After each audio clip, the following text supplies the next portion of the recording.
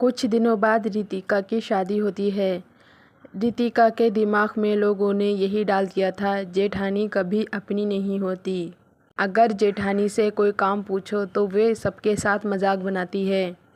बड़ी जेठानी कभी अपनी देवरानी का साथ नहीं देती हैं। रितिका ये सोच सोच कर बहुत परेशान थी, क्योंकि रितिका के ससुराल में उसकी एक बड़ी जेठानी भी थी। लोगों ने रितिका के मन में ये चीज़ बैठाल दी थी। कुछ दिनों बाद रितिका की शादी हो जाती है। रितिका की पहली रसोई होती है। तभी रितिका की सास आती हैं। रितिका बहू, तू अब सबके लिए खाना बना ले और सब्जी बनाकर जल्दी से सबके लिए रोटियां डाल देना। हम सब लोग टेबल पे इंतज़ार कर रहे हैं। रितिका की सास सरला रितिका से रोटी डालने को बोल देती है, पर अब रितिका बहुत ज़्यादा परेशान होती है। अरे माँ जी ने तो मुझसे रोटी डालने कहा है, मुझसे रोटी तो बनाना आती ही नहीं है। जब भी मैं रोटियां बनाती हूँ तो सारी रोटियां सूख जाती हैं। अपने मैके में तो मैं सब्ज़ी बना लेती थी और रोटियां माँ बनाती थीं। यहाँ पे तो रोटी बनाने को बोल की गई हैं। अब मैं क्या करूँ? घर पे तो सब कुछ माँ संभाल लेती थीं।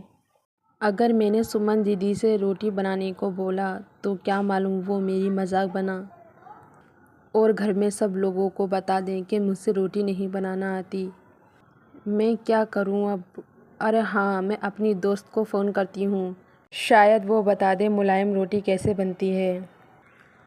फिर रितिका अपनी दोस्त प्रीति को फ़ोन करती है। यार प्रीति, मुझे तुझसे कुछ काम है, तू ये बता दे मुलायम रोटी कैसे बनती है, आटा कैसे गूंथता है। मैं जब भी रोटियां बनाती हूँ सारी रोटी सूख जाती है। घर पे तो सब रोटियां माँ बनाती थी, मैं तो सब्ज़ी बनाती थी। अब यहाँ पे मेरी सास ने मुझसे रोटी बनाने को बोला है। अगर इनको पता चलेगा मुझसे रोटियां नहीं बनाना आती तो ना जाने सब लोग क्या सोचेंगे। हाँ रितिका, ये बात तो तू सही बोल रही है। रोटियां तो मुझसे भी नहीं बनाना आती, पर मैं अब आटे में मैदा मिलाती हूँ और उसकी रोटियां बनाती हूँ।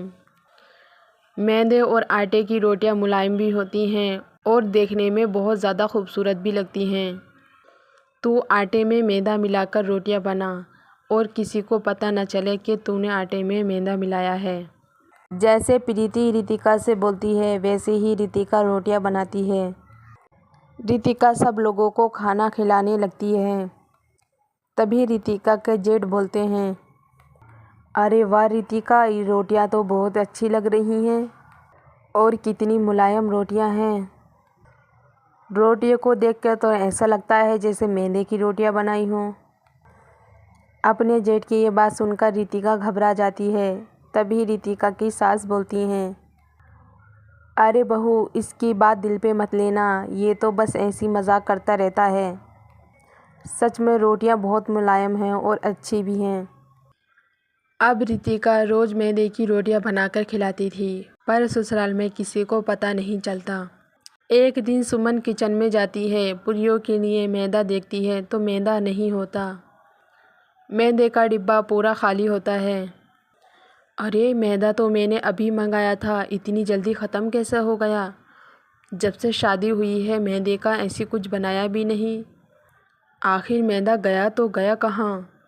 अच्छा, मैं दूसरा डिब्बा देखती हूँ, शायद मैंने गलत डिब्बा उठा लिया हो। सुमन जैसे ही आटे का डिब्बा देखती है उसमें मैदा मिला होता है। उस डिब्बे में मैदा ज़्यादा और आटा बहुत कम होता है। तभी किचन में रितिका आ जाती है। रितिका, ये मैं क्या देख रही हूँ? तू मुझे सच सच बता दे, तूने ऐसा क्यों किया? तू अभी तक हम सब लोगों को मैदे की रोटी खिला रही थी। तुझे मालूम नहीं है मैदा हमारी सेहत के लिए कितना ख़राब है? और हमको पता भी नहीं चला तू मैदे की रोटियां खिला रही है। सुमन की यह बात सुनकर रितिका सब सच बता देती है। दीदी, मुझसे रोटियां नहीं बनाना आती। जब भी मैं रोटियां बनाती हूँ मेरे हाथ की रोटियां सूख जाती हैं। फिर मैंने अपनी दोस्त से पूछा, उसने बोला था मैदा मिलाकर रोटियां बना। रितिका, दोस्त से पूछने की क्या ज़रूरत थी? घर में मैं हूँ तो मुझसे पूछ लेती। सॉरी दीदी, मुझे डर लग रहा था, शायद तुम मेरी मजाक न बनाओ। मैंने ये सुना है बड़ी जेठानी देवरानी की मजाक बनाती हैं और सारा काम उल्टा करवाती हैं ताकि वो ससुराल में अच्छी न बन पाएँ। अरे रितिका, सब देवरानी जेठानी एक सी थोड़ी नहीं होती हैं, और तू तो मेरी एक छोटी बहन की तरह है। तू एक बार मुझसे तो पूछ के देख लेती, मैं तेरी मदद क्यों ना करती। अच्छा चल, अब ये सब बात छोड़, घर में किसी को नहीं पता चलना चाहिए मैदे की रोटियां खिलाई हैं तूने। मैं तुझे आटा गूंदना सिखाती हूँ और रोटियां भी बनाना सिखाती हूँ।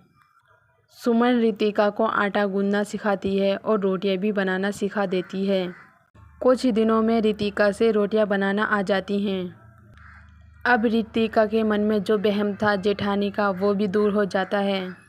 रितिका की मैदे की रोटियां के बारे में घर में किसी को नहीं पता चलता।